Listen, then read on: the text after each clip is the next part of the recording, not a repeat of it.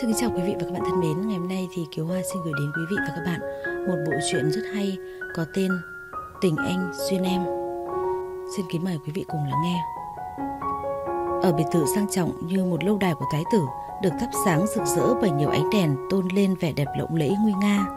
Trước cửa có dán phông chữ hỉ màu đỏ, báo tin nhà vừa xong hỷ sự. Đây là biệt thự của Dạ Cảnh Văn, đại thiếu gia nhà họ Dạ, và cũng là nơi ở mới của Hứa Tuệ Trân. Vì hôm nay là ngày cô thành hôn với người đàn ông mình thương.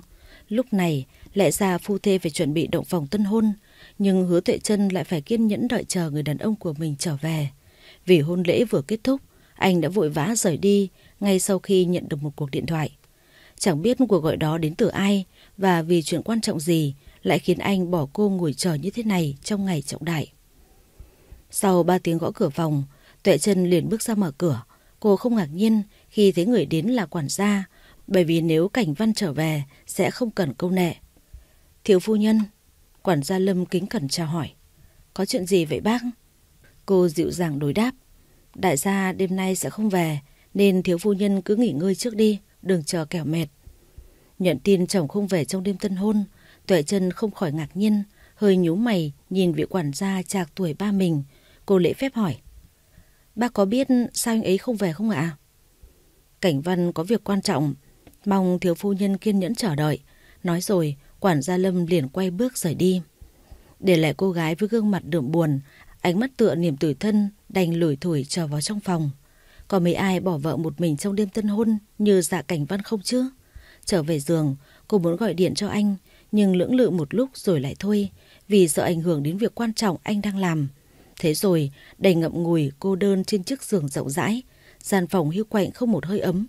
Nghĩ lại đoạn tình cảm 4 năm vừa qua, Hứa Tuệ Trân bất giác mỉm cười. Cô yêu anh từ năm vừa tròn 18, yêu từ cái nhìn đầu tiên. Anh là giáo sư trẻ ở độ tuổi 25, thân phận cao sang, nhìn lại phận mình, cô chỉ biết đem tình chôn giấu vào tim. Nào ngờ, trải qua bao tháng ngày, ngồi nghe anh dạy, chợt một ngày đẹp trời, lại nhận được lời tỏ tình qua trang tiểu thuyết cô thường hay xem. 4 năm rồi, nhưng Tuệ Trân vẫn nhớ như in cái cảm xúc hạnh phúc vào lúc đó. Ngần ấy năm bên nhau, đây cũng không phải lần đầu tiên anh đột ngột biến mất. Nhưng lần này, cảm giác của cô lại khác hẳn so với trước. Đầu đó bất an, bồn chồn không yên. Hơn hết là càng thắc mắc về gia thế của anh. Dạ Cảnh gia, thực sự là gia đình làm kinh doanh bình thường ư? Cảnh Văn cũng chỉ đơn thuần là một giáo sư như anh vẫn hay thường nói. Miên man với từng nỗi suy nghĩ, nghi hoặc trong đầu, rồi người con gái cũng thiếp đi lúc nào không hay. Tới khi giật mình thức dậy đã là buổi sáng của ngày hôm sau. Nhìn lại phần giường kế bên vẫn còn trống, Tuệ Trân thoáng buồn vì đêm qua Cảnh Văn thật sự không trở về. Tự vỗ về bản thân trong chốc lát, rồi cô cũng xuống giường để đi vệ sinh cá nhân. Đến lúc có mặt tại phòng ăn thì điểm tâm đã được chuẩn bị tươm tất. Nhưng bấy giờ cô chỉ quan tâm mỗi việc chồng mình hiện đang ở đâu, nên lại tìm quản gia Lâm dò hỏi. Bác Lâm, anh Cảnh Văn sao vẫn chưa về vậy? Đại thiếu gia tạm thời chưa trở về nhà, thiếu phu nhân vẫn nên kiên nhẫn chờ đợi thêm. Quản gia Lâm điềm tĩnh đáp. Tuệ Trân thì không bình tĩnh được như vậy khi mà chồng mình đã biến mất suốt một đêm. Trước giờ chưa khi nào anh để cô lo lắng lâu như thế này cả. Anh ấy xảy ra chuyện gì rồi đúng không? Cô trầm giọng gặng hỏi thêm, ánh mắt chăm chú xét nét từng biểu cảm của người đối diện. Thiếu phu nhân cứ yên tâm, đại thiếu gia vẫn bình an vô sự, tối nay ngày ấy sẽ trở về. Hơn nửa khuya, Tuệ Trân vẫn chưa thể nào chợp mắt. Cô thao thức trên giường, ánh đèn ngủ mờ nhạt luôn họa vào phần nhan sắc kiểu diễm của người phụ nữ với một gương mặt thanh thuần tự nhiên. Sâu trong ánh mắt ấy không còn giấu được nỗi lo âu về người chồng đã mất liên lạc suốt một ngày, một đêm. Lúc này, phía cửa phòng chợt có tiếng động. Tuệ Trân liền hồi hộp mong ngóng, chỉ cần là Dạ Cảnh Văn xuất hiện, cô sẽ lập tức lao tới ôm lấy anh cho thỏa lòng mong nhớ.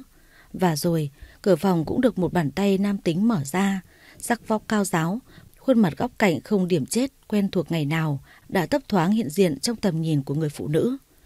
Cảnh Văn, anh về rồi. Cô vui mừng như suy nghĩ mà vội vàng chạy tới ôm lấy nam nhân trước mặt. Nhưng đó liệu có phải là người cô đang mong đợi? Trước mặt là người cô yêu, nhưng sao mùi hương cơ thể này lại xa lạ tới thế? Tuệ Trân bất giác giật mình, rồi vội vàng lùi bước và dương mắt nhìn người đàn ông theo quán tính. Giây phút đó, hai ánh mắt dường như thân thuộc, nhưng là lạ lẫm dần liên kết nhau. Rõ ràng, đối diện là Dạ Cảnh Văn, gương mặt đó không thể nhìn lầm với ai được. Nhưng tại sao cảm giác tiếp xúc như hai người dưng vừa chạm mặt nhau lần đầu? Đối lập với cô gái là ánh mắt vô cảm có chút trào phúng của người đàn ông. Là cô sao? Là anh sao? Cả hai không hẹn nhưng cùng cất lên câu hỏi. Một người phát ngôn trong nghi vấn, kẻ còn lại âm giọng chứa ẩn ý mỉa mai. Chính hắn đã nhếch môi khi nghe xong câu hỏi ấy của Hứa Tuệ Trân và trực tiếp lướt qua cô một cách lạnh lùng. Vậy cô tưởng là ai? Người đàn ông nhàn nhạt hỏi. Chính câu hỏi và cách gọi cô như thế khiến Hứa Tuệ Trân nhanh chóng rơi vào hố đen hụt hẫng. Dạ Cảnh Văn không bao giờ gọi cô bằng cô. Người này là anh thật sao? Miễn cưỡng nặn ra nụ cười rồi quay lại nhìn hắn. Cô cố tỏ ra tự nhiên nhất để hỏi. Anh đang giận em à? Trước giờ có khi nào anh gọi em bằng cô vậy đâu? Sự thắc mắc của Hứa Tuệ Trân lập tức khiến người đàn ông chột dạ. Hành động lựa chọn quần áo trong tủ đồ cũng khựng lại mấy giây, rồi mới thư thái trở lại. Xoay người, hắn nhìn cô bằng đôi mắt lạnh lùng rồi hững hờ hỏi. Đang cảm thấy lạ à? Vốn đã sốc, giờ càng sốc thêm với thái độ lạnh băng của đối phương. Hứa Tuệ Trân hầu như bị xịt keo tới cứng mặt. Tự nhiên chuyện quái quỷ gì đang xảy ra đây? Người đàn ông của cô bị sao vậy? Thì đúng là lạ thật mà. Anh hôm nay sao thế? Không sao cả. Từ giờ nên làm quen với những điều tương tự như lần này đi. Kết hôn rồi, nó phải khác khi yêu chứ. Hắn cười chào phúng, rồi lại ung dung bỏ lên giường, mặc cho chưa tắm, quần áo chưa thay. Hoang mang, thực sự vô cùng hoang mang với những thứ đã đập vào tai vào mắt. Người đàn ông ấy đang tạo một cú đầy ấn tượng trong mối quan hệ của hai người ư. Sự thay đổi này khiến cô choáng váng và ngột ngạt quá. Tạm bỏ qua tất cả, cô vẫn nhẹ giọng hỏi tiếp. Sao anh không tắm? Có vấn đề gì sao? Hắn nhìn cô, nhướng mày hỏi ngược. Vấn đề là anh vừa từ bên ngoài trở về, trên người ít nhiều cũng có bụi bặm, nếu không tắm sẽ ngủ không ngon. Ý cô nói tôi ở dơ? Hắn vẫn trưng ra bộ mặt khiêu chiến, trong khi đối phương đã cố gắng nói chuyện một cách khéo léo nhất. Không phải vậy, em chỉ sợ anh ngủ không ngon giấc thôi. Hứa Tuệ Trân bối rối giải thích. Bớt lo chuyện bao đồng đi, lên giường. Sự ngang tàn của hắn làm cô gái đã sắp bật khóc. Cái cảm giác choáng ngợp khi đối diện với người đàn ông này cứ liên tục quấn lấy cô. Hôn nhân thật sự là thế này đây sao? Dù muốn dù không thì Hứa Tuệ Trân vẫn ngoan ngoãn lên giường nằm bên cạnh hắn, bởi vì so về hình dáng mặt mũi đều đích thực là nam nhân cô yêu suốt 4 năm và vừa kết hôn hôm qua. Tất cả đều đúng, trừ cái tính tình khó ưa vừa có. Hiện tại chung giường nhưng mỗi người một vị trí, không ai chạm vào ai. Cho tới khi cô cầm lỏng không được nữa mà chủ động nghiêng người qua ôm lấy hắn chỉ bằng một cánh tay. Cảnh Văn, cô khẽ gọi tên. Hắn vẫn nằm yên không nhúc nhích, càng không mở mắt. Không tin nhanh như vậy mà người đã ngủ. Hứa Tuệ Trân lại gọi thêm lần nữa. Cảnh Văn, anh ngủ rồi à? Lần này người đàn ông mới mở mắt ra, đăm chiêu nhìn lên trần nhà. Cảnh Văn, phải, ở đây hắn chính là Dạ Cảnh Văn. Người phụ nữ này gọi là Cảnh Văn thì hắn phải lên tiếng trả lời, bởi vì cô là vợ hắn. Mau ngủ đi. Thở ơ nói xong, hắn lạnh nhạt cầm tay cô gái đặt ra khỏi cơ thể mình, rồi chở người đưa lưng về phía cô. Hắn sẽ không biết sau giây phút đó là hôn nhân này đã xuất hiện một vết dạn, mà đối với hắn điều đó lại chẳng liên quan gì tới mình cả. Hứa Tuệ Trân tủi thân, lủi thủi quay người mà nước mắt hoen mi. Dạ Cảnh Văn, sao anh lại đối xử với em như thế? Rõ ràng bên cạnh em là anh, nhưng sao không phải anh vậy? Lúc cô khóc, trong lòng tuyệt nhiên hụt hẫng đan xen mông lung, thì người đàn ông cũng không thể an nhiên chìm vào giấc ngủ. Sâu thẳm trong ánh mắt lạnh lùng ấy đang ẩn chứa tâm tư phức tạp, nhưng rất lạ, sao lại bị sự thờ ơ vô cảm phủ lấy. Rốt cuộc đối với hắn, cuộc hôn nhân này là gì? Ngày mới bắt đầu, trong ấn tượng của Hứa Tuệ Trân, vì Dạ Cảnh Văn là một giáo sư nên giờ giấc sẽ luôn đúng, có một chế độ sinh hoạt lành mạnh. Nhưng không, sáng nay cô dậy trước để tự tay làm bữa sáng, và tới lúc quay trở về phòng thì người đàn ông ấy vẫn còn đang ngủ say sưa, ngon lành trên chiếc giường ấm áp. Có vẻ như từ khi chính thức đến với nhau bằng một cuộc hôn nhân thì mỗi ngày sẽ là một cú bất ngờ đến chấn động về sự đổi khác quái lạ của nam nhân này. Tự hỏi, Hứa Tuệ Trân cô làm sao để chấp nhận được hiện thực oái oăm này đây? Cảnh Văn, dậy đi anh, sắp muộn giờ lên trường rồi. Tuy trong lòng chất đầy hỗn độn, nhưng Hứa Tuệ Trân vẫn nhã nhặn với người mình thương. Tiếc rằng cố gắng bao nhiêu cũng bị phũ, hắn ta không đếm xỉa tới cô đã đành. Đằng này còn trực tiếp tung một cước khiến cô ngã xuống sàn nhà. Đau quá! Cú ngã làm đầu gối cô bị xước ra, cảm giác đau rát nhanh chóng ập đến, vô thức kêu lên theo quán tính. Mà lúc này, người trên giường dường như cũng nhận ra điều gì đấy, nên đã chịu thức tỉnh và ngóc đầu nhìn xuống chỗ vừa phát ra tiếng động bên tai. Thấy Hứa Tuệ Trân ngồi bệt dưới nền, nét mặt không ngừng xuýt xoa vết chảy trên đầu gối, hắn lại cau mày rồi mới ngồi dậy. Sao ngồi đó? Ô hay, anh đạp người ta rồi bây giờ còn hỏi với thái độ không liên quan mấy. Thật khiến Hứa Tuệ Trân được phen mở mang thêm tầm mắt. Nếu là một cô gái cá tính, chắc chắn cô sẽ to tiếng vạch tội hắn ta. Tiếc rằng cô không cá tính mà còn rất nhu mì đoan trang. Ấm ức cách mấy cũng chỉ đỏ mắt và nhẹ giọng. Anh vừa đạp em mà. Nhận được câu trả lời, hắn vẫn bình thản. Sở dĩ được như vậy là vì hắn tự biết cái nết ngủ của mình không nghịch không vừa gì, nên chuyện đạp người khác lọt giường càng không lạ lẫm. Im lặng đồng nghĩa với tự nhận sai. Hắn xuống giường, đưa tay về phía Hứa Tuệ Trân rồi thở ơ lên tiếng. Sau này, khi tôi ngủ thì đừng có làm phiền. Tại em thấy sắp trễ giờ đi dậy rồi mà anh vẫn còn ngủ nên em mới... Từ giờ tôi không đi dậy nữa. Những thói quen trước đây cô biết cũng sẽ thay đổi. Cho nên hãy chuẩn bị tâm lý để thích nghi lại với hiện tại. Cũng đừng quan tâm tôi quá mức. Lúc hắn dứt lời, cô đã được nắm tay đỡ dậy và hắn cũng quay lưng đi về phía toilet ngay sau đó. Hứa Tuệ Trân bị chi phối từ cơn đau qua những gì vừa được nghe. Thiết nghĩ hắn nói cũng đúng, vì tình yêu và hôn nhân là hai môi trường hoàn toàn khác biệt mà. Chỉ là cách xưng hô ấy không thể chấp nhận được nữa. Một lúc sau, hắn quay trở ra với gương mặt tỉnh táo, đẹp trai không góc chết. Nhân cơ hội, Hứa Tuệ Trân liền nhìn chằm chằm và âm thầm đánh giá một cách nghiêm túc nhất. Kết quả lại bị hắn ta bắt gặp. Đẹp trai lắm đúng không? Gương mặt không đại trà như bao người tầm thường ngoài kia. Hắn nói trong điệu bộ vô cùng tự tin và đắc ý. Anh đích thực là Dạ Cảnh Văn thật sao? Hắn sượng chân ngay lập tức khi nghe xong câu hỏi như vả vào mặt mình, bối rối liền thế chỗ tự tin. Nhưng sau 3 giây lại trở về dáng vẻ lạnh lùng để trả lời. Không phải tôi thì là ai? Nếu là anh, tại sao lại xưng hô xa cách như vậy? Chúng ta yêu nhau 4 năm, chưa bao giờ anh gọi em bằng cô cả. Vậy mà 2 hôm nay cứ mở miệng ra lại gọi là cô xưng tôi. Anh căn bản không phải là Dạ Cảnh Văn. Hứa Tuệ Trân đã đạt tới giới hạn chịu đựng. Cô phán một câu xanh dờn, nhưng hắn ta vẫn tuyệt nhiên bình thản. Nụ cười cợt nhả được thắp bên môi, từng bước từ tốn về phía cô gái. Chính đôi mắt quỷ dị của hắn đang lật ngược tình thế, khiến người e sợ phải là Hứa Tuệ Trân. Hắn tới thì cô lui, cho tới khi sắp ngã hẳn xuống giường mới luống cuống dùng tay ngăn hắn lại.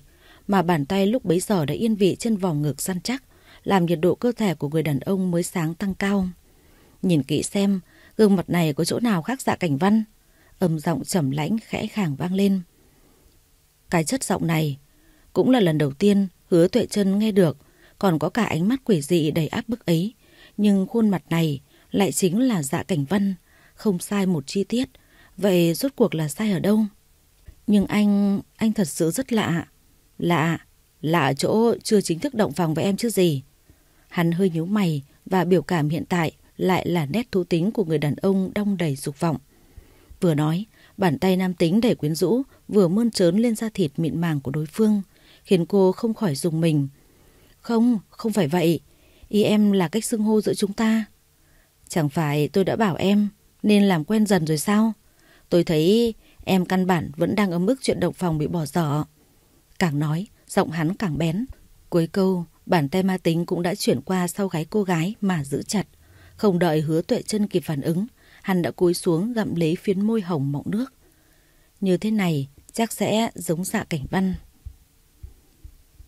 Tiếng quần áo bị xé rách khiến Hứa Tuệ Trân một phen kinh hãi. Nhìn lạ thân thể, mới thay chiếc váy trên người đã bị xé toạc ra thành 2 mảnh. Đừng mà! Cô vội vã hét lên. Muốn dùng tay xua đuổi người đàn ông, nhưng lại bị hắn thô lỗ ấn mạnh xuống giường, cưỡi lên người cô, dùng ánh mắt sắc bén nhìn chằm chằm vào ngũ quan tinh xảo trên khuôn mặt của người phụ nữ. Mắt to trừng trừng vì kinh hãi, mũi cao, lông mày thanh mảnh, da trắng mịn như bột ngọc trai, thật hài hòa khi cô sở hữu đôi môi đỏ mọng như son, càng nhìn càng cuốn hút, vô tình vẽ lên nụ cười tà mị trên khuôn miệng nam tính gợi tình quyến rũ. Chẳng phải em muốn tôi chứng minh mình có phải Dạ Cảnh Văn thật hay không sao? Để bây giờ tôi chứng minh cho em thấy. Lời nói khi quỷ dị ấy kết thúc, hắn lập tức cúi đầu mà hôn ngấu nghiến vào đôi môi đỏ nhỏ nhắn ấy. Vừa hôn, tay vừa đưa xuống cặp đùi trắng nõn đang ra sức vẫy vùng trong vô vọng. Hắn dùng ngón tay khẽ chạm vào đóa hoa ướt sương sớm. Hứa Tuệ Trân càng hoảng loạn mà vùng vẫy nhiều hơn. Cô dùng cánh tay liên tục đánh vào cơ thể nam tính đấy, nhưng càng chống cự thì hắn càng hăng hái. Điểm cuối cùng trước khi tạm dừng là một cái cắn mạnh vào môi đến cô bật máu. Từng giọt nước mắt sinh lý vô thức tuôn rơi khỏi hốc mắt đỏ au, đáng thương vì ủy khuất. Dạ Cảnh Văn sẽ đối xử với cô như thế này khi lần đầu chung giường sao? Cô không tin, càng không thể chấp nhận. 4 năm rồi, em còn ngại cái gì? Hắn cười nửa miệng. Hỏi xong cũng không cần nhận được câu trả lời thì hắn đã trực tiếp kéo cô nằm thẳng thớm trên giường, dùng tay kéo phần tà váy lên ngang eo, rồi dùng đôi bàn tay hư hỏng mà khám phá cơ thể cô. Sau đó tự mình thoát y cho chính mình. Không, em không muốn, anh đừng tới đây. Hứa Tuệ Trân sợ hãi, không ngừng lui người về sau. Không phải cứ bảo cô không muốn thì hắn sẽ không hành động. Nếu nghĩ vậy thì chính lúc này cô đã hối hận vì hắn vẫn thẳng thắn kéo cô trở lại, rồi dùng cái thứ nam tính để tấn công cô. Tiếng kêu rên nài nỉ hòa cùng những giọt nước mắt ướt đẫm trên khuôn mặt đáng thương cũng khiến người đàn ông cảm thấy bất ngờ. Cô gái này vẫn là xử nữ. Nơi thầm kín đó đang quấn chặt, cái cảm giác chật chội di chuyển khó khăn như ngầm kháng cự, nhưng hắn tuyệt nhiên không thể chối từ trước mật động nhỏ quyến rũ. Lúc vượt rào thành công lại giống như vừa gặt được thành tựu to lớn trong cuộc đời của một người đàn ông, khiến hắn phấn khích vô cùng. Càng phấn khích, hắn càng tác động nhanh, Hứa Tuệ Trân lại càng mệt. Sẽ không thể đếm hết trên cánh tay nam nhân ấy đã xuất hiện bao nhiêu vết cào xước, vậy mà hắn vẫn như con ngựa sắt, điên tiết làm theo cấu hình mặc định sẵn. Lùi ra thúc vào, luận động cuồng nhiệt, cho tới khi điểm giao thoa mỗi lúc càng trơn tru và cô gái mệt lả đi. Hứa Tuệ Trân không còn đủ hơi để kêu gào hay van xin, mà chỉ biết cắn môi chịu đựng, và hai hàng lệ mỏng cứ vậy tuôn theo cảm xúc. Mỗi lần ra vào, đôi gò bồng vẫn ẩn mình trong lớp áo, lắc lư theo điệu nhịp. Hắn chiêm ngưỡng lâu thì lại sinh ra hưng phấn cao độ. Ăn bằng mắt, căn bản không thể thỏa mãn, nên hắn lại vén chiếc áo nhỏ ấy, rồi yêu thương lên đó. Bên dưới tác động, bên trên khuấy đảo. Cô đau đớn đến vật vã cả mồ hôi. Không thể đếm hết bao nhiêu giây và phút thì âm thanh gầm gừ trong cổ họng của người đàn ông mới khẽ vang lên, rồi động tác bên dưới mới dần chậm lại. Hắn cười khi bữa sáng chất lượng đã được thưởng thức no nê, rồi mới lui ra khỏi giường để chỉnh sửa lại quần áo. Đừng nghi ngờ nữa, vì từ bây giờ tôi đã là chồng em. Cuộc sống của em do tôi chịu trách nhiệm, an nguy của em tôi bảo đảm. Cuối câu nói, hắn đã quay lại chỗ cô gái đang quấn mình trong chăn, lần đầu mỉm cười nhẹ nhàng, rồi lại nói: ngoan ngoãn một chút, anh thương. Tại Dạ Cảnh gia. Nhị thiếu gia. Hắn bước qua cổng chính, người làm tại dinh thự nội gia nghiêm trang cúi đầu chào hỏi. Nhị thiếu gia. Bước vào đại sảnh, lại có thêm người cung kính nghênh đón, nhưng hắn tuyệt nhiên không hề quan tâm tới. Ung dung ngồi xuống sofa, hắn hiên ngang hỏi: mẹ tôi đâu rồi? Về rồi đấy à? Không cần đợi người làm trả lời, từ phía cầu thang cách đó không xa đã vang lên âm giọng trầm thấp tôn nghiêm của một người phụ nữ trung niên.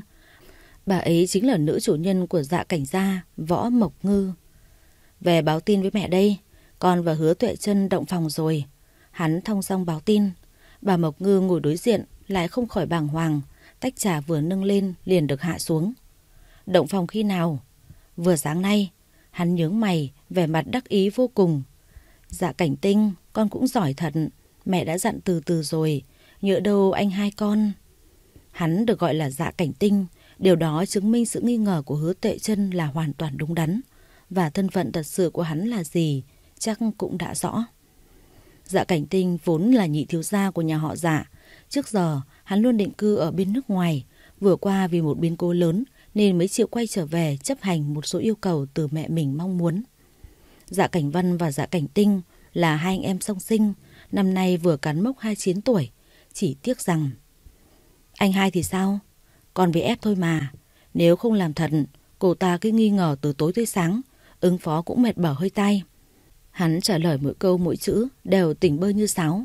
Vậy bây giờ thế nào? Con bé đã tin con là Cảnh Văn chưa?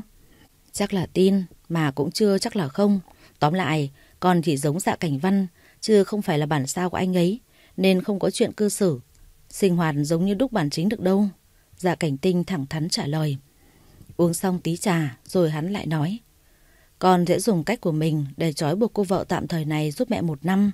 Hết thời hạn 1 năm thì mẹ tự lo liệu đi. Đừng vì một người mà ảnh hưởng thêm người khác. Dạ Cảnh Tinh chứ không phải Dạ Cảnh Văn mà lúc nào cũng ngoan ngoãn dậm chân tại chỗ đâu.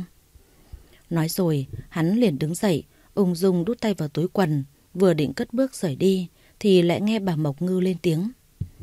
Làm gì thì làm, nhưng đừng để chân chân mang thai, nên nhớ cho kỹ, người phụ nữ đó vốn không thuộc về con. Lời căn dặn đó vô tình chạm vào lòng tự ái của người đàn ông. Hắn quay lại nhìn người phụ nữ đáng tôn kính trong cuộc đời mình, rồi nhếch môi cười nhạt. Mẹ cũng nên nhớ, phụ nữ xung quanh Dạ Cảnh Tinh không hề thiếu. Loại nữ nhân yếu mềm như nai tơ đấy, bổn thiếu gia không có hứng. À, lần đầu thịt nai còn trinh, cảm giác cũng tuyệt lắm chứ. Hắn cười khinh bỉ rồi cao ngạo bước đi. Khi đó, bà Mộc Ngư vẫn điềm tĩnh thưởng trà nóng.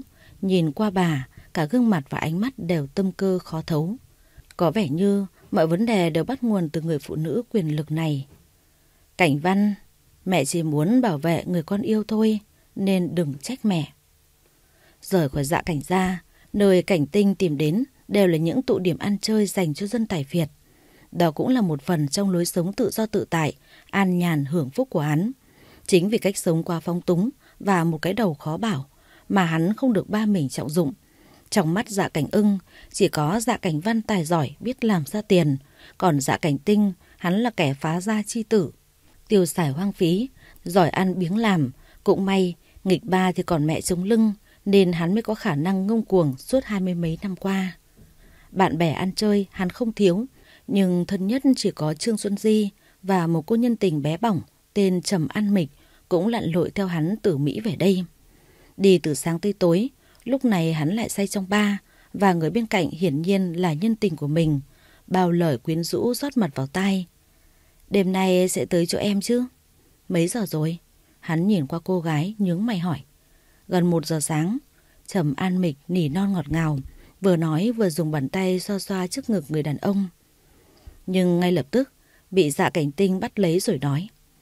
Được, đêm nay ở lại với em. Lời vừa dứt, chuông điện thoại cũng vừa reo.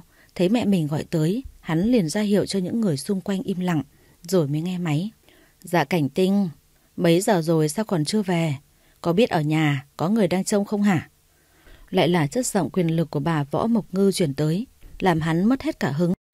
Nhưng ngay lập tức bị Dạ Cảnh Tinh bắt lấy rồi nói.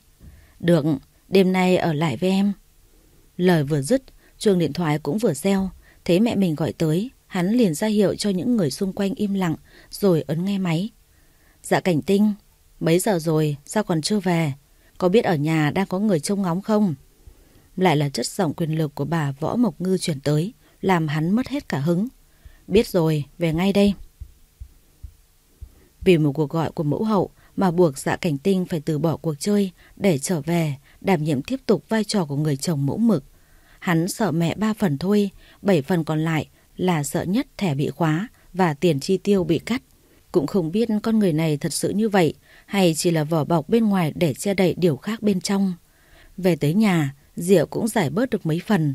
Vốn định đi thẳng lên phòng rồi ngủ một giấc tới sáng, thì chợt nhìn thấy phòng bếp còn sáng đèn, nên hắn lại ghé vào đấy một chút để giải đáp tò mò.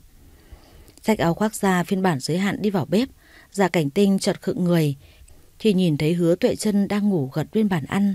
Đối diện là bữa tối tươm tất còn chưa được động đũa. Nhìn lên đồng hồ cũng gần 2 giờ sáng chứ ít ỏi gì đâu. Vậy mà cô gái ngốc nghếch này lại kiên nhẫn chờ đợi tới thế ư?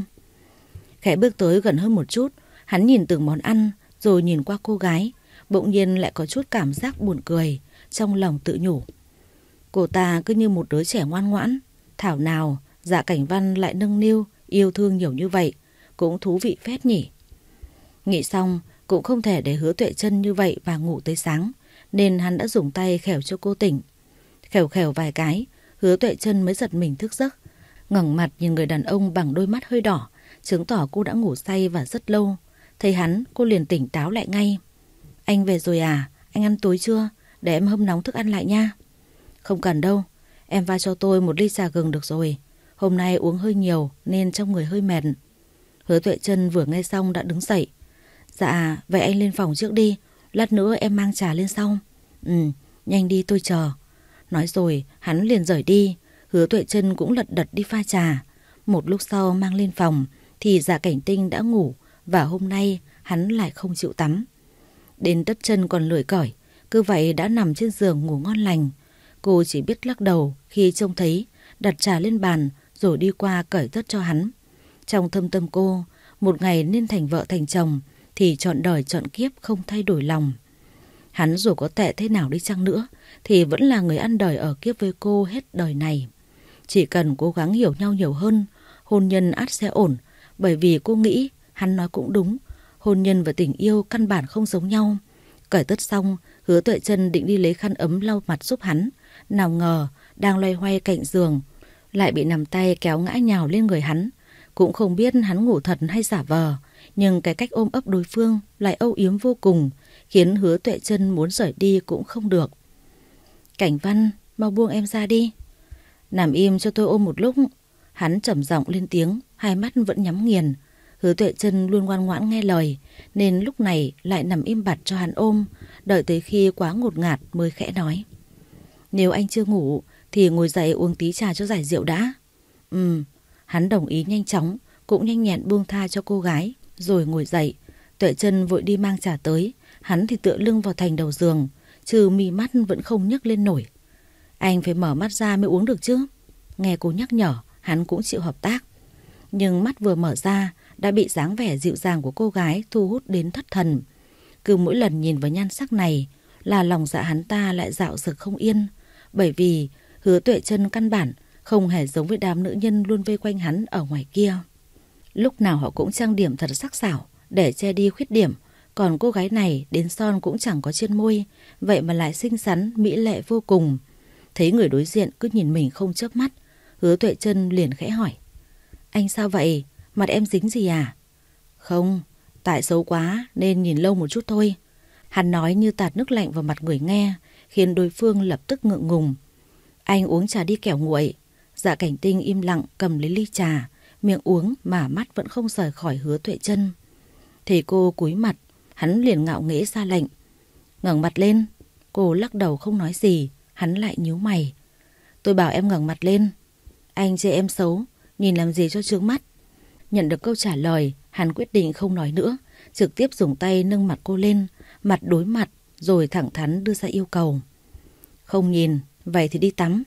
Nói xong, hắn liền bước xuống giường, vừa tiến về phía phòng tắm, vừa ung dung căn dặn. Em lấy áo choàng ngủ, rồi mang vào phòng tắm cho tôi. Hắn đã khuất bóng khi giọng nói kết thúc.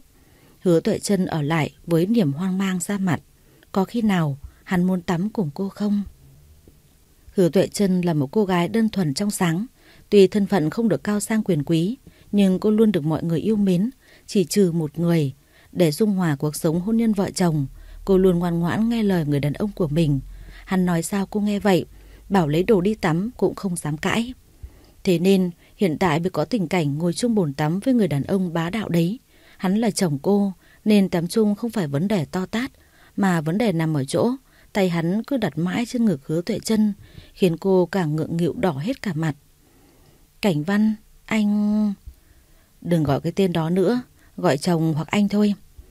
Hứa Tuệ Trân vừa cất tiếng đã bị cắt ngang, thì hắn nói cũng đúng nên lại nghe lời. Vậy anh có thể nào lấy tay ra khỏi ngực em được không? Em muốn ra ngoài. Cô dè dặt đề nghị. Bởi vì hiện tại Hứa Tuệ Trân đang ngồi trong lòng Dạ Cảnh Tinh. Lưng cô chạm vào thân trước của hắn, và bàn tay hư hỏng kia cố định mãi một chỗ đã gần 15 phút. Đi đâu? Hắn không buông tay, chỉ trầm giọng hỏi. Em lạnh nên muốn thay quần áo, và lại trời sắp sáng luôn rồi mà chúng ta còn chưa đi ngủ. Em sợ sáng mai dậy không nổi. Hứa Tuệ Trân khéo léo đưa ra lời giải thích. Thế mà hắn vẫn ung dung tận hưởng không gian tình ái trong chiếc bồn tắm lãng mạn, hai mắt khép hở thư giãn, tay không đổi chỗ, chỉ có cổ họng hoạt ngôn đối đáp. Lúc tôi về, em đang ngủ rồi còn gì. Nhưng anh chưa ngủ. Thời gian tôi vô hạn, em không cần phải lo lắng. Nghe vậy, Hứa Tuệ Trân đành im lặng. Được một lúc cô lại hỏi. Anh không đi dậy nữa à? Vậy hiện tại đang làm gì? Tận hưởng cuộc sống. Dạ Cảnh Tinh vô tư trả lời. Nói cũng phải, hắn đang tận hưởng những điều thú vị sau khi kết hôn thay người anh song sinh của mình đây mà. Ở nơi xa hoa này có rất nhiều thứ phải chi. Em sợ một mình em không đủ sức trang trải. Hay là anh nghỉ ngơi một thời gian rồi đi dậy lại nha. Hứa Tuệ Trân lo nghĩ không sai. Ở cái nơi hào nhoáng này không phải những chi phí tiền điện tiền nước gấp mấy chục lần so với những gia đình bình thường khác, mà còn phải trả thêm tiền công cho người làm. Nếu hắn không đi làm, cô không thể nào đảm đương nổi mọi thứ. Em đã làm gì rồi? Dạ Cảnh Tinh thong dong dò hỏi. Chính lúc này Hứa Tuệ Trân lại hơi nhíu mày. Tại vì công việc cô làm là do Dạ Cảnh Văn hướng tới. Vậy mà giờ anh lại hỏi các cớ như này là sao? Anh là người vẽ đường cho em chọn việc mà. Sao bây giờ lại hỏi như vậy? Bấy giờ Dạ Cảnh Tinh mới giật mình vì nhận ra câu hỏi hớ hênh của mình, nên vội lời bảo chữa rằng tôi hỏi đùa tí thôi, chứ em làm gì sao tôi có thể không biết. Yên tâm đi, tôi đã nói chịu trách nhiệm cho cuộc sống của em thì nhất định sẽ làm được. Vậy sáng mai anh đưa em tới công ty nha. Hứa Tuệ Trân cố tình đặt vấn đề để thử người đàn ông. Nhưng Dạ Cảnh Tinh là ai chứ? Một con cáo già giảo hoạt như hắn sao có thể không nhìn thấu tâm tư của cô. Vậy nên hắn vẫn tuyệt nhiên điềm tĩnh trả lời. Mai nghỉ một hôm, dưỡng sức bù đêm nay. Không được, em chỉ là nhân viên bình thường ở tập đoàn La Thị. Hiện tại rất cần nỗ lực để tiến xa hơn trên con đường trở thành nhà thiết kế chính hiệu. Không thể nghỉ làm vì lý do thiếu chính đáng như thế. Hứa Tuệ Trân khẩn trương trả lời. Và tới lúc nói xong, cô mới nhận ra tự mình chưa đánh đã khai, gài bẫy không thành, còn sa chân vào hố do đối phương tạo ra. Dạ Cảnh Tinh hiện đang cười đắc ý phía sau vì bày trò thành công. Có trách nhiệm, sáng mai tôi đưa em đi.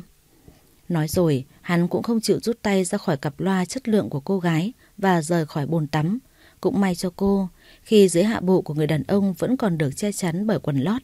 Nếu không, chắc chắn bây giờ cô sẽ ngượng đến chết mất. Tuy không biết người trước mặt thực chất không phải chồng mình, thì cũng là những lần tiếp xúc với cơ thể nam nhân. Vì vậy, cô khó tránh khỏi cảm giác thẹn thùng. Ít phút sau, Dạ Cảnh Tinh đã mặc xong áo choàng ngủ vào người, sẵn tiện nên cầm luôn khăn tắm đưa qua cho cô. Lau khô, kẻo bệnh. Hứa Tuệ Trân nhận lấy mảnh khăn, người đàn ông liền quay lưng bước đi. Dạ Cảnh Văn.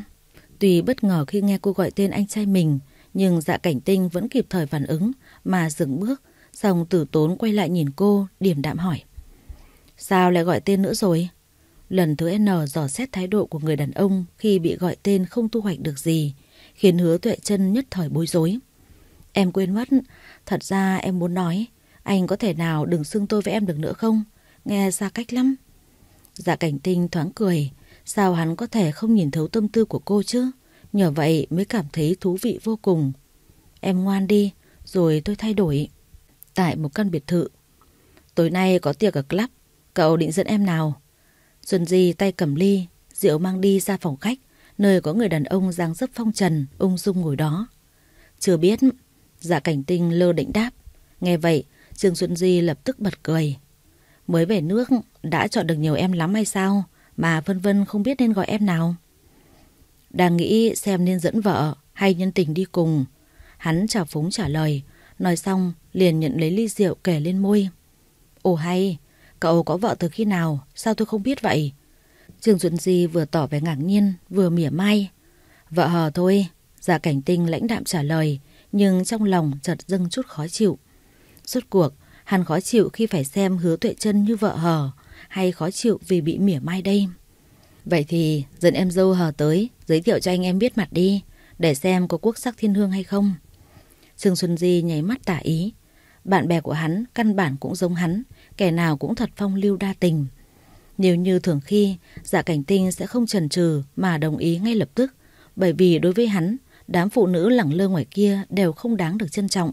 Họ cũng chỉ là một công cụ trong hiện tại cuộc sống của hắn.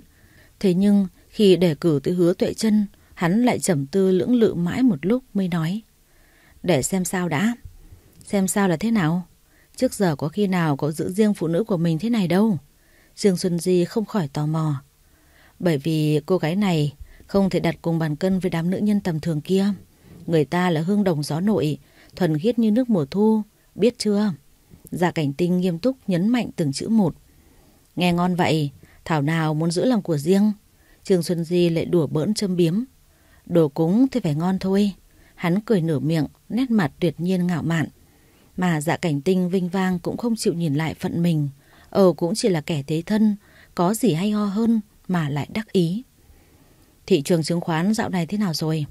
Tạm gác lại chuyện ăn chơi đàn đúm, Dạ Cảnh Tinh bất ngờ hỏi tới công việc. Trương Xuân Di cũng ngay lập tức trở nên nghiêm túc. Cậu hỏi trong nước hay ngoài nước? Trong nước, hắn điềm đạm.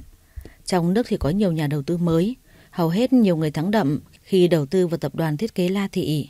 La Thị, đó không phải là nơi Hứa Tuệ Trân đang làm việc sao?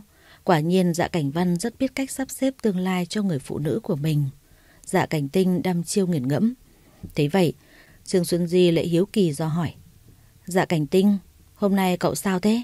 Bình thường có khi nào hỏi thăm tới mấy chuyện công việc đâu. Rảnh nên hỏi thử thôi. Hắn nhún vai, điềm nhiên trả lời. Sau khi uống nốt ly rượu cũng đứng dậy, quay lưng ra về. Này, đi đâu vậy? Đón vợ tan làm. Đáp xong, bóng lưng hắn đã khuất xa. Thấy chiếc máy bách phóng đi ngay trước mắt, Trương Xuân Di tự hỏi: rốt cuộc cậu ta cưới vợ từ khi nào nhỉ? Mà cô gái đó có khả năng thuần hóa con sói hoang dã này ư? Tập đoàn thiết kế La Thị. Giờ tan làm đã tới, Hứa Tuệ Trân không vội vã ra về như nhiều người khác, mà vẫn nán lại để hoàn thành nốt bản thiết kế còn đang dang dở. Nhìn thái độ làm việc của cô thôi cũng đủ biết là người có trách nhiệm. Tuệ Trân, về thôi em. Chị về trước đi, em vẽ xong chi tiết cuối rồi về sau. Vậy em tranh thủ rồi về sớm nha, chị về trước. Vâng, chị về thong thả. Cô vui vẻ chào chị bạn đồng nghiệp rồi lại tiếp tục làm việc. Ai cũng về, riêng cô vẫn tăng ca thêm 15 phút mới chịu tan làm. Những bước chân tràn đầy năng lượng, chuẩn bị rời khỏi tập đoàn. Nhưng Hứa Tuệ Trân không ngờ rằng bản thiết kế vừa làm xong của mình đã bị rơi lại tại sảnh chính. Cô hoàn toàn không nhận ra, cho tới khi có một người đàn ông đi phía sau, nhìn thấy và nhặt lên, đưa mắt xem qua một lượt bản vẽ, rồi anh lại nhìn theo bóng dáng cô gái cách đó không xa. Lúc này, Hứa Tuệ Trân đang đợi xe tới đón, thì người đàn ông ấy đã đi tới đưa lại bản vẽ cho cô. Của cô đúng không? Bất ngờ khi nhìn thấy vật quen mắt, Hứa Tuệ Trân liền lật đật tìm lại bản vẽ của mình trong tập bìa kẹp văn phòng, mới phát hiện bị mất bản thiết kế quan trọng và hiện tại nó đang nằm trên tay người đàn ông trước mặt. Dạ đúng rồi, đây là bản vẽ tôi vừa làm rơi, anh cho tôi xin lại nha. Tôi thấy thiết kế của cô rất ấn tượng, nhưng vẫn còn có phần đơn điệu. Nếu cô không ngại thì chúng ta có thể gặp nhau để trao đổi thêm. Người đàn ông thân thiện đưa ra gợi ý tốt.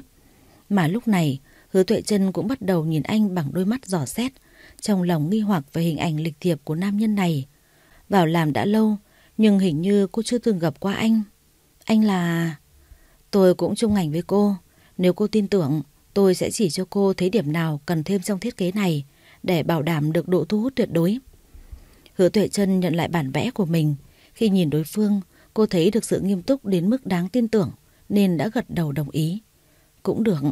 Nghe vậy, anh cười rồi nói: Vậy đưa điện thoại cho tôi. Điện thoại sao? Hứa Tuệ Trân hoang mang ra mặt, thái độ tuyệt nhiên đề phòng trước người lạ. Thấy vậy, người đàn ông liền bật cười. Phải, đưa điện thoại mới biết cách liên lạc chứ. Bấy giờ, cô gái mới yên tâm đưa điện thoại cho anh. Sau vài thao tác, người đàn ông đã thành công lưu số của mình vào danh bạ điện thoại của cô. Trước khi đi, anh vẫn không thể quên để lại tên: La Thiếu Hưng, chờ em chủ động liên lạc. Sau đó, người đàn ông đã rời đi. Đúng lúc này, chiếc Maybach của Dạ Cảnh Tinh cũng đỗ tới ngay trước mặt Hứa Tuệ Trân. Cửa kính xe từ từ hạ xuống, cố tình để cô nhìn thấy mình, và khi nhận ra hắn, cô lập tức ngoan ngoãn trèo lên xe. Vừa vào trong, Hứa Tuệ Trân đã cảm thấy có điều gì đó không đúng. Nhìn qua hắn thì bắt gặp nguyên quả băng trôi đang lơ lửng ở đấy, nên đành bẽn lẽn ngồi yên trong im lặng. Liệu hắn có nhìn thấy cuộc nói chuyện vừa rồi giữa cô và người đàn ông ấy không? Từ ngoài đường về tới tận nhà, Dạ Cảnh Tinh không mở miệng nói năng nửa chữ. Về tới phòng là lập tức mở tủ chọn quần áo. Cũng chính lúc này, Hứa Tuệ Trân mới nhìn thấy toàn bộ đồ đạc trong tủ đều được đổi mới. Những bộ âu phục lịch thiệp trước kia đều biến mất. Thay vào đó là quần jean một ngăn, áo thun phá cách một ngăn, áo vest đổi thành áo bomber, jean, áo khoác da cao cấp thời thượng. Chuyển sang ngăn áo sơ mi thì toàn màu đen, trắng chủ đạo. Qua tới tủ giày, toàn giày thể thao phong cách bụi bặm và một vài đôi bốt cổ cao. Đây đích thực là tủ đồ của một người đàn ông theo lối phóng túng ăn chơi, chứ không phải người lịch sự, phong thái đĩnh đạc, tôn nghiêm như Dạ Cảnh Văn. Hứa Tuệ Trân nhìn qua rồi ngơ ngác hết một lượt xong mới hỏi: số quần áo trước kia của anh đâu rồi? Ý em là những bộ âu phục vest áo công sở ấy. Vứt hết rồi. Hắn vừa thắt dây vừa lãnh đạm trả lời. Vứt? Sao lại vứt? Đó là phong cách anh ưa thích nhất mà. Đó là anh ta chứ không phải tôi. Dạ Cảnh Tinh bất ngờ mất bình tĩnh, nhất thời to tiếng, dọa Hứa Tuệ Trân giật mình. Nhưng cô cũng nhanh chóng nhận ra điểm bất thường trong câu trả lời ấy, nên lập tức tra hỏi: anh ta là ai? Vậy còn anh là ai? Anh không phải Dạ Cảnh Văn. Giọng cô gái sắc bén vô cùng, vừa hỏi vừa dồn ép đối phương phải lui bước. Tình hình phút chốc trở nên căng thẳng. Nói cho cùng thì cô vẫn là đánh giá thấp người đàn ông trước mặt, bởi vì hắn chỉ chột dạ một giây, chân lùi 2 bước đã dừng và trực tiếp đưa tay lên bóp cằm cô một cách thô lỗ. Gương mặt hắn ta lạnh lùng tựa như tảng băng, trong đôi mắt hổ phách chứa toàn tia trào phúng khi nhìn vào cô gái. Rồi bỗng nhiên hắn tự khắc nhếch môi mỉm cười khinh bỉ. Anh ta là người đàn ông lịch thiệp, cô vừa vui vẻ nói chuyện lúc tan sở. Còn tôi là chồng cô. Anh ta là người đàn ông lịch thiệp, cô vừa vui vẻ nói chuyện lúc tan sở. Còn tôi là chồng cô, cũng là con bù nhìn, có khả năng bị cắm sừng rất cao đấy. Cô thích mấy người có phong cách đấy thì đi mà tán tỉnh. Ông đây không thích, cô nghe rõ chưa? Hắn phát điên, không những ăn nói rất khó nghe, còn phũ phàng đẩy cô gái suýt nữa ngã. Hứa Tuệ Trân đồng thời nhận ra bản thân lại nghi ngờ hoang đường và sự tức giận của người đàn ông khi biết hắn đã thấy cô nói chuyện với La Thiếu Hưng trước đó. Nhưng chỉ đừng nói chuyện bình thường thôi mà, vậy cũng giận dỗi được sao? Lúc này Dạ Cảnh Tinh đã rất bực, hắn đang cầm áo khoác chuẩn bị đi ra ngoài thì lại bị Hứa Tuệ Trân đột ngột ôm từ phía sau. Anh định đi đâu vậy? Cô nhẹ giọng hỏi. Vậy mà hắn ta lại lạnh lùng cự tuyệt. Không liên quan tới cô. Liên quan chứ, anh là chồng em mà. Lần này ngọn lửa trong lòng người đàn ông mới hạ xuống. Hắn chịu quay lại và nhìn cô bằng đôi mắt kiên định cùng câu hỏi. Tôi là chồng em. Phải. Trước mặt Hứa Tuệ Trân là khuôn mặt người cô yêu, nhưng khi nhận ra ánh mắt thiếu tình cảm từ hắn, cô lại không dám thẳng thắn khẳng định. Vâng, anh là chồng em. Cô gượng gạo trả lời. Và cũng chính nụ cười gượng gạo ép cô đang trưng ra khiến Dạ Cảnh Tinh càng thêm bức bối. Hắn chợt cảm thấy chán ghét cái vai trò thế thân này vô cùng. Mà càng ghét, lòng đố kỵ lại càng thôi thúc hắn chiếm hữu cô gái đặc biệt này. Chính cô đang khiến một người luôn điềm nhiên trước phụ nữ như hắn phải phát điên. Hứa Tuệ Trân, cô đáng bị phạt. Hắn lao tới, ngang nhiên ghì chặt sau gáy cô gái, phía trước dùng miệng tấn công vào đôi môi mọng nước của đối phương một cách cuồng nhiệt. Không biết hắn đang hôn hay đang xem môi cô như thức ăn mà ra sức ngấu nghiến, mút mát tới nỗi rớm máu. Đầu lưỡi mạnh mẽ tiến vào khoang miệng thơm ngọt, ngông cuồng khuấy đảo từng dư vị, càn quét khắp mọi ngóc ngách, thách thức sự chịu đựng từ bản tình. Hứa Tuệ Trân chống trả trong tuyệt vọng vì hắn dùng sức quá nhiều. Lúc bị sờ mó vào vùng nhạy cảm vẫn cũng là bất lực chịu đựng. Đôi lông mày thanh mảnh của cô nhíu chặt, bàn tay ra sức bấu vào ngực người đối diện. Vậy mà hắn vẫn như pho tượng khổng lồ không thể xê dịch.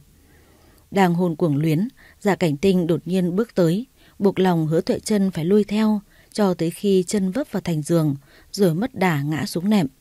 Tư thế tấn công đã sẵn sàng, lập tức đưa tay trượt dài xuống cặp đùi thon thả, tìm tới chân váy công sở mà thẳng thắn kéo lên. Không để mất nhịp, hắn tiếp tục mang chiếc quần vướng víu kia rời của người phụ nữ. Hô hấp của Hứa Tuệ Trân hoàn toàn bấn loạn, lồng ngực phập phùng, khó khăn dung nạp không khí.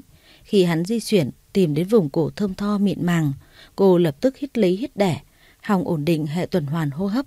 Mà lúc đó hắn đã thành công đưa vũ khí nóng bỏng của mình sẵn sàng hướng về phía cô. Anh đừng!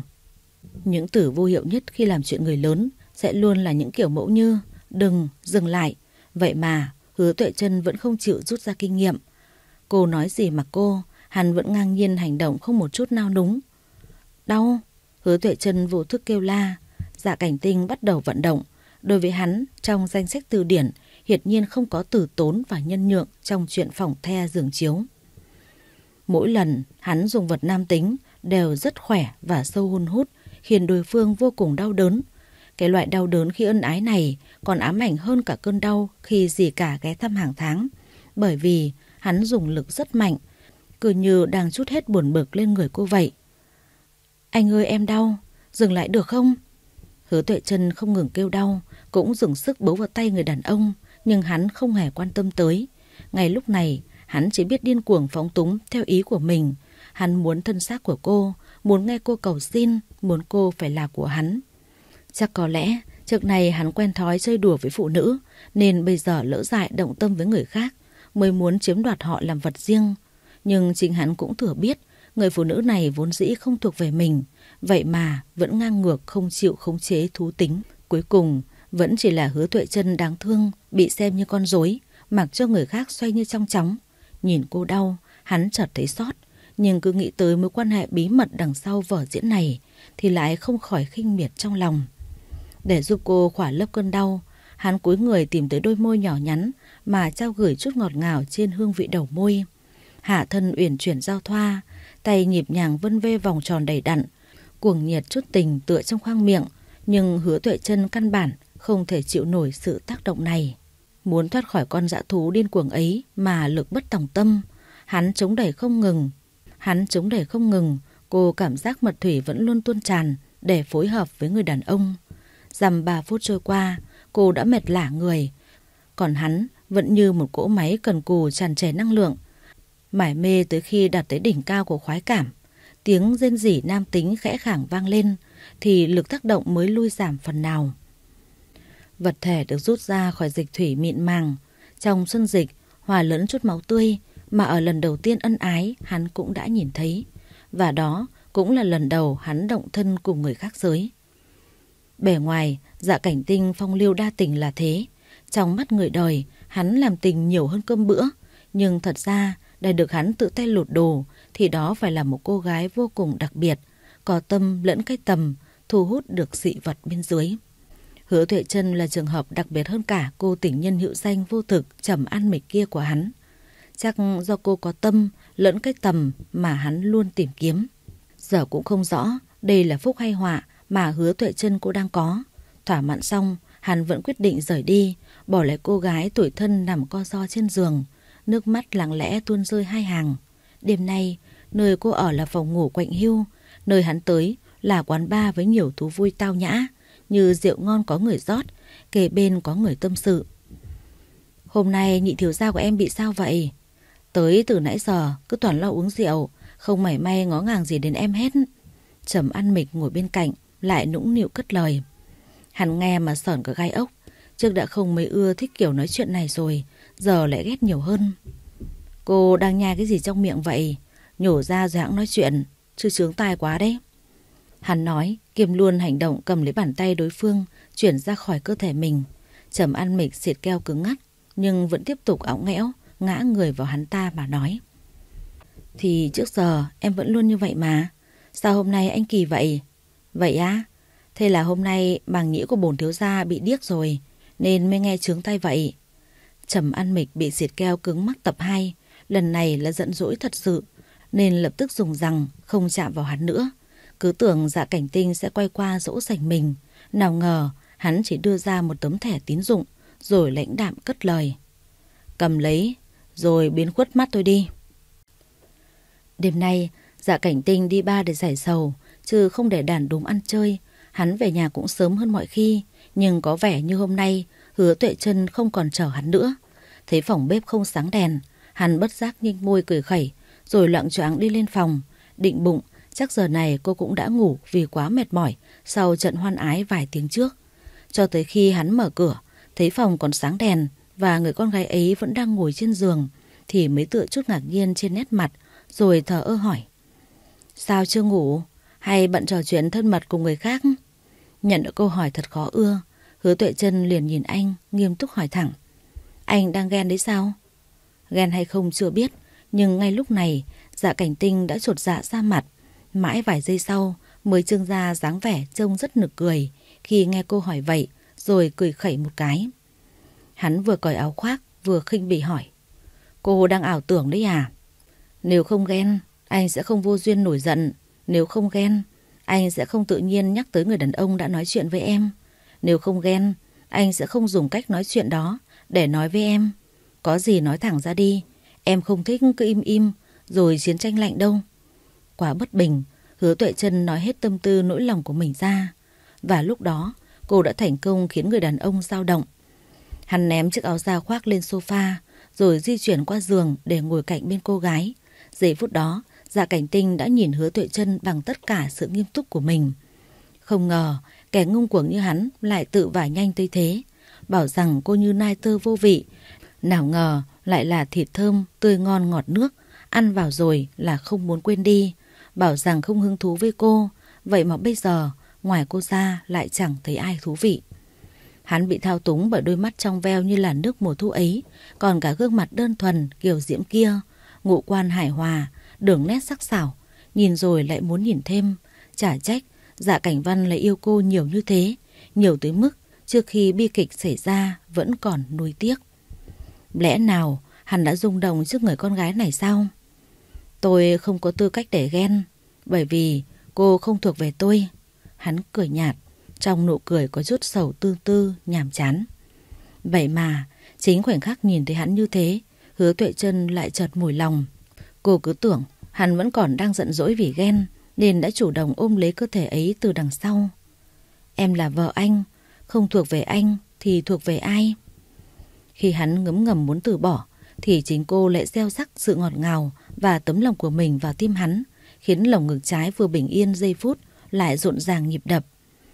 Tuy không biết anh đã gặp phải những áp lực gì trong cuộc sống để khiến tính tình thay đổi như thế, nhưng em muốn anh biết rằng dù như nào em cũng sẽ ở bên anh, thủy chung một lòng. Hy vọng sắp tới anh có thể cởi mở hơn với em, chia sẻ những buồn bực trong lòng thanh thản. Còn chuyện giữa em và người đàn ông đấy, thật ra tụi em chỉ mới gặp lần đầu, vì chung ngành thiết kế nên mới trao đổi số điện thoại để liên lạc, trao dồi thêm kiến thức thôi. Nhưng nếu anh không thích, em sẽ xóa số anh ta ra khỏi máy. Có phải Hứa Tuệ Trân đã hoàn toàn đặt lòng tin ở người đàn ông này nên mới nói ra những lời tình cảm đấy? Hay trong lòng cô đang toan tính điều chi? Dẫu chưa thể nhìn thấu lòng cô, nhưng khi nghe được những lời ngọt ngào đó, Dạ Cảnh Tinh lại vô thức lay động thâm tâm. Phải chăng duyên nợ đang âm thầm dẫn dắt đường tơ? Lúc này, Hứa Tuệ Trân đang xóa số điện thoại của La Thiếu Hưng khỏi danh bạ, thì Dạ Cảnh Tinh đã quay qua nhìn cô. Nhìn thì nhìn, chứ cũng đợi cô xóa số xong mới nói.